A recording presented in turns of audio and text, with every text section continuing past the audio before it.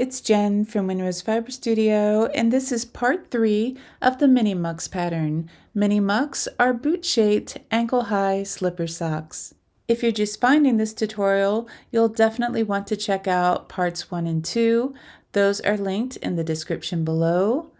Last week, we got our granny squares ready for assembly by crocheting 2 triangles and 2 squares onto 2 of our top center granny squares, and now we're going to put all of our granny squares together. While I was just making introductions, you can see that I just set aside a blue granny square. That one is going to be used for the toe of the sock. I want the granny square that's going to go on the back behind the top center one. Remember, everything we do in this video you'll need to do twice, one for each foot or one for each mini muck. Right now, the right side of each piece is facing us. Remember, the right side of the square is facing you when the edges curve up like a little cup. To get these pieces into position for assembly, we're going to turn both of them over so that the wrong side is facing. And I'm going to line up the corner of these 2 squares, and actually I'm going to remove one of the stitch markers and just hold the corners together with a single stitch marker.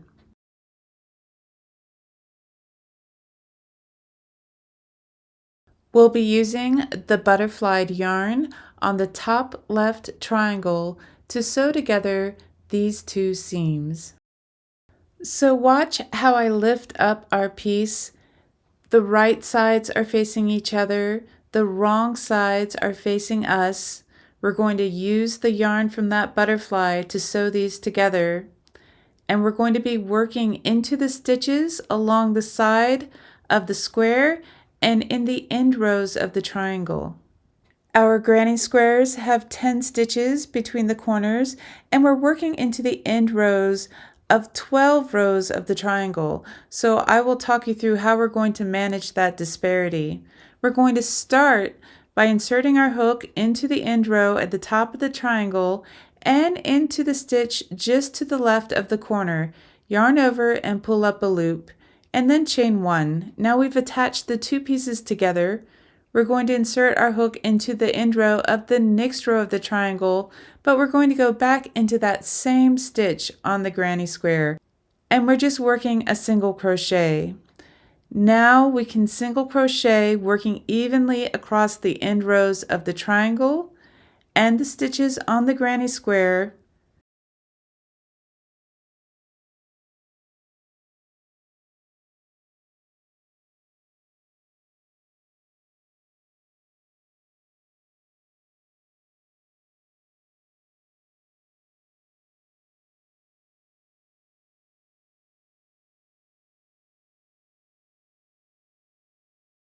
We're coming to the end, and you're just going to work both of those last 2 end rows single crochets into the last stitch on the granny square.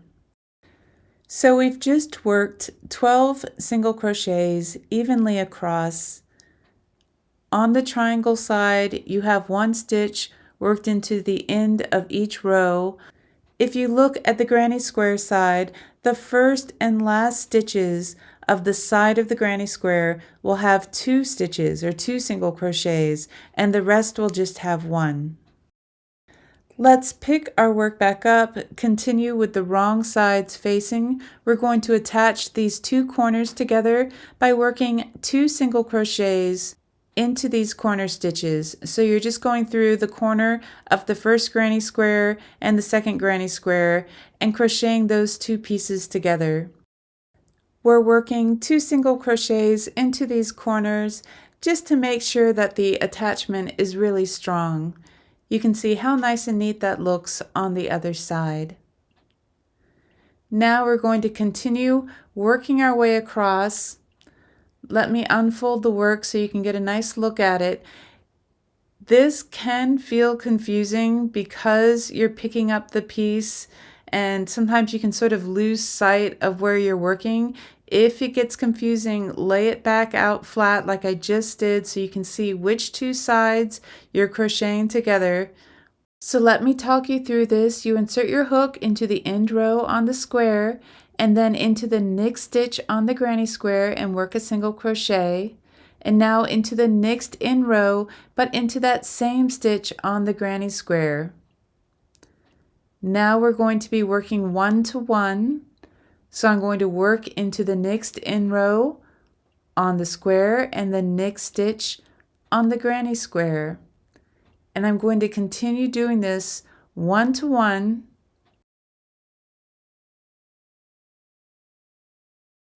Just take your time. It can be a little harder to see where to place your stitches when you're working through end rows and working two pieces together.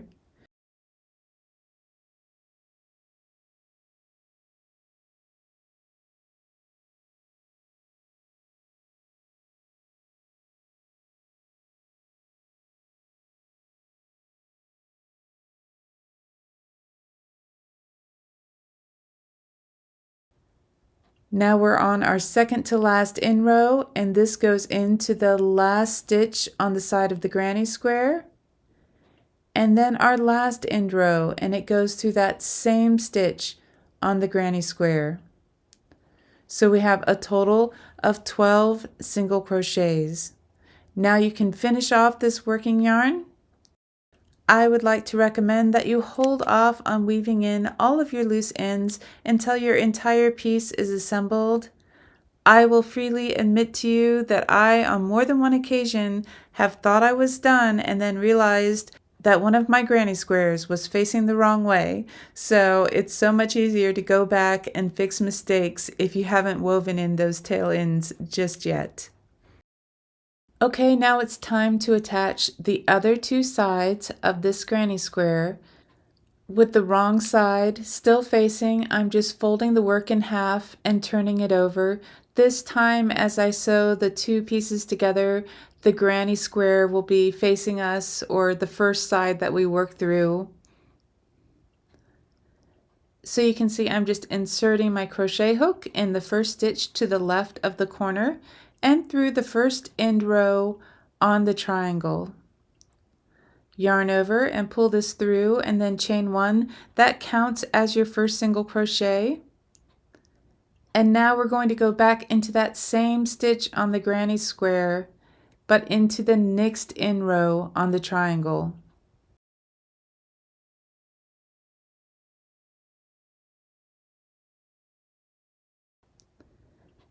Now I can work across 1 to 1, going through one stitch on the granny square and the next end row on the triangle.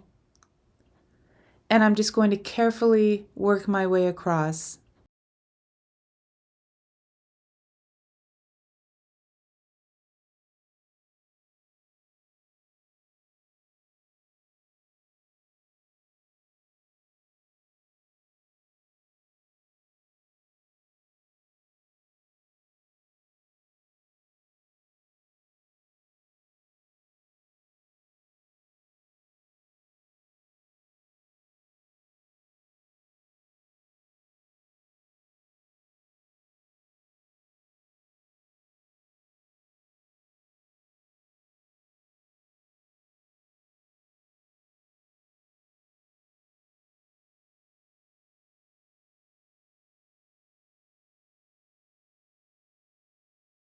I've made it to the last stitch on the granny square and the second to last end row on the triangle. So I work that single crochet and then I go back into that same stitch on the granny square and through the last end row on the triangle. Now I'm going to go into these two marked corner stitches on the granny squares. I'm going through both layers and working a single crochet. I'm just going to take these stitch markers out and kind of get them out of my way, and I'm going to work one more single crochet holding these two corners together. So the corners have two single crochets, and now we're going to continue on.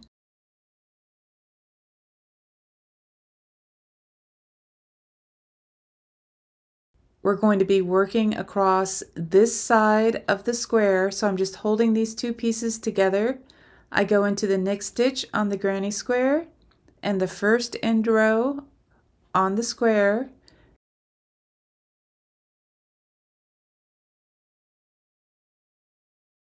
The same stitch on the granny square, the next end row on the square, and now it's 1 to 1 across until we get to the last stitch on the granny square.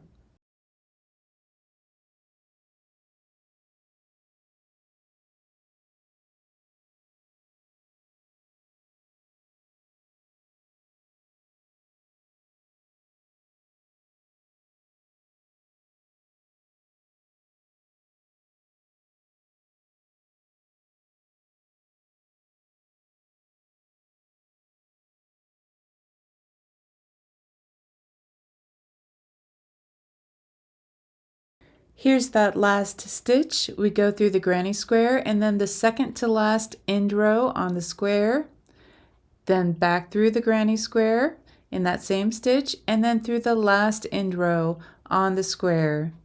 Now we can finish this off. Once again, you can go ahead and snip off any excess.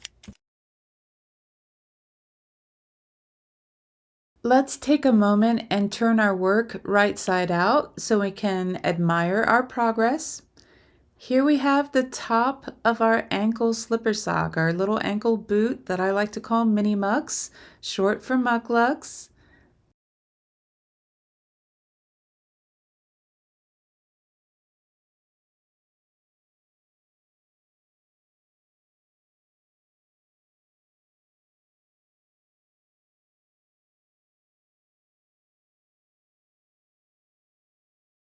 So here you can see we have the top of our slipper socks completed. We've got 2 of our granny squares attached, and now it's time to attach one more, which is going to cover the toe or the top of the foot.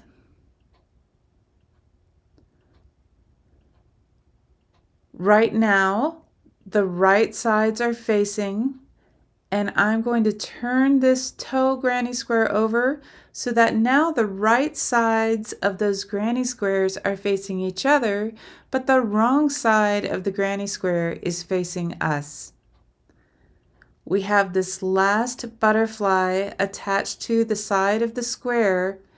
We're going to be folding these up and attaching these 2 sides of the square to these 2 sides of the granny square.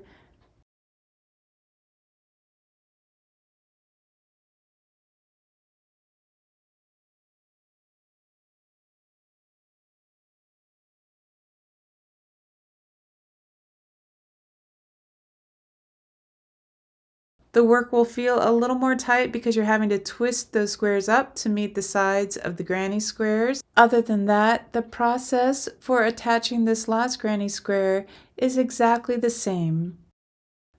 We've done this process 2 times together now, so I'm just going to quietly attach this last granny square.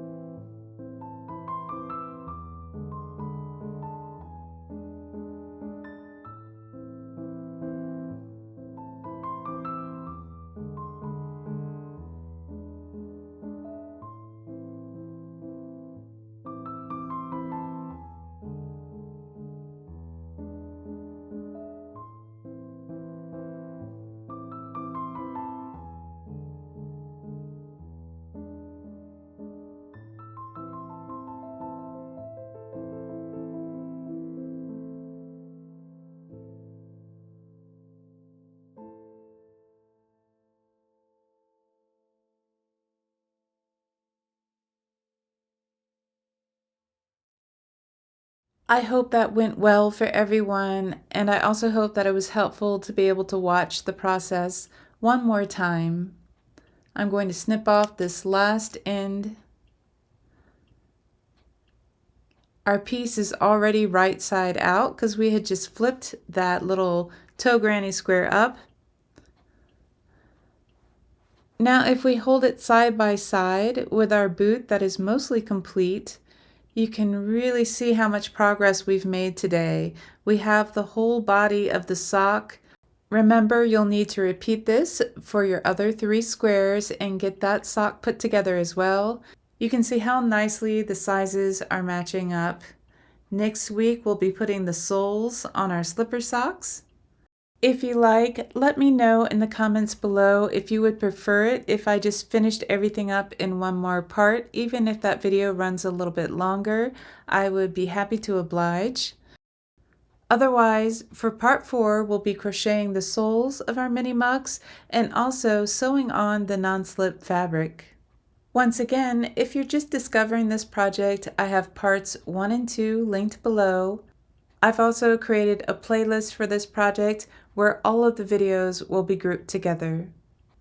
Part 4 will come out next Tuesday. Hit the notification bell so you don't miss that video when it uploads. Please hit like and subscribe if you're enjoying this project. Thank you so much for joining me today, and I'll see you next time.